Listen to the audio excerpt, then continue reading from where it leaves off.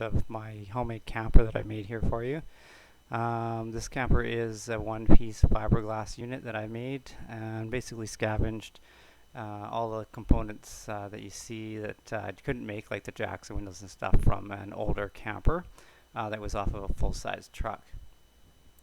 On the right side here I have three windows. The one at the front's for the front berth, the table window, and the back one is for the one-piece bathroom. And I've got the door at the back here, as well as a door for some outside storage, and a light at the top there for at nighttime when you want to be able to see what you're doing behind the camper. On the left side or driver's side, we've got the window above the kitchen, as well as the vents for the fridge, the door for the propane, and again another front bunk window.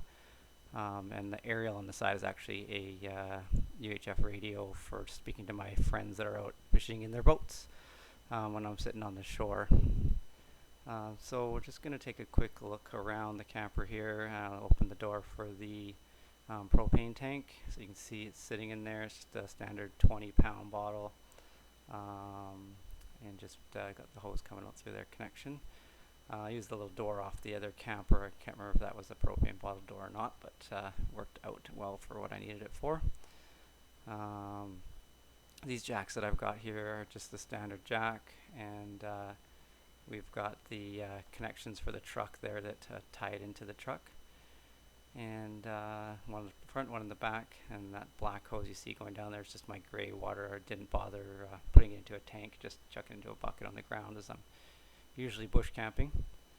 Underneath the back of the camper here, I've got a little hatch I can store some long stuff in, like all the posts for the tarps and things like that. And I'm going to get shovels and rakes and stuff like that in there.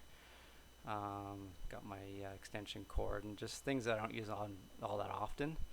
I just throw them in there. You can see the hose for the septic as well is stored in there, just to keep it the smells and stuff out of the camper.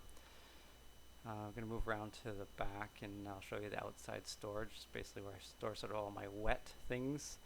I store barbecue ropes, tarps, some tools.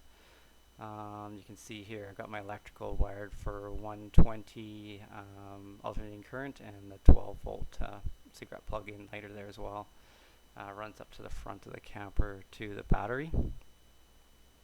Just basically try to keep the moisture out of the camper. Just throw all my wet stuff that you'd sort of use outside the camper in there.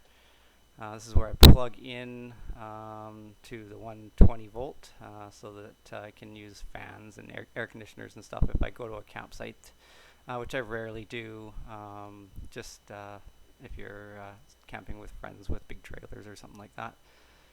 And then I've got the 10-gallon septic tank here on the right side that basically just goes right from underneath the toilet on the inside, which you'll see in a minute.